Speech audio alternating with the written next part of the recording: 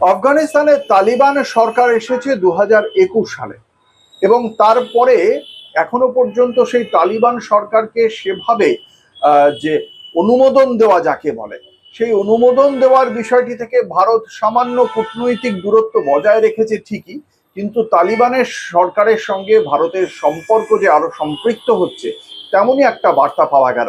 এর আগে আপনারা দেখেছিলেন যে আমরা সবাই দেখেছিলাম যে 2025-এর অক্টোবরে তামিলনাড়ুর তালেবানের যে কূটনীতিক বিদেশমন্ত্রী তিনি ভারত সফর করেছিলেন। পরবর্তীকালে 2025-এর নভেম্বরে বিনিয়োগকারীদের একটি দল নয়াদিল্লিতে আসে।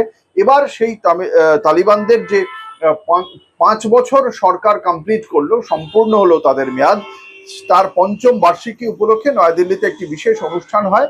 এই অনুষ্ঠান ইসলামাবাদ এবং নয়াদিল্লিতে দু জায়গাতেই করা হয়। নয়াদিল্লিতে বড় 5 স্টার হোটেল এই অনুষ্ঠানটি হয়েছিল।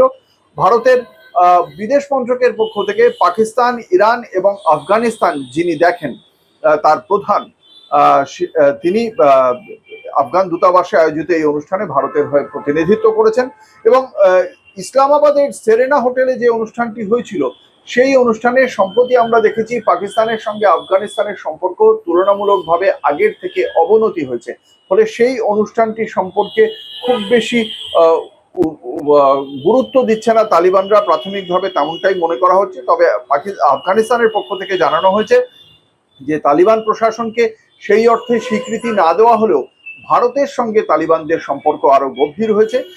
কারণ তালিবান প্রশাসনকে স্বীকৃতি না দেওয়ার কারণে তারপরেও ভারতে তালিবানদের যে কূটনৈতিক দপ্তর রয়েছে তার উপরে কিন্তু তালিবানদের যে জাতীয় পতাকা সেই পতাকা উত্তোলনের অনুমোদন দেওয়া হয়েছে।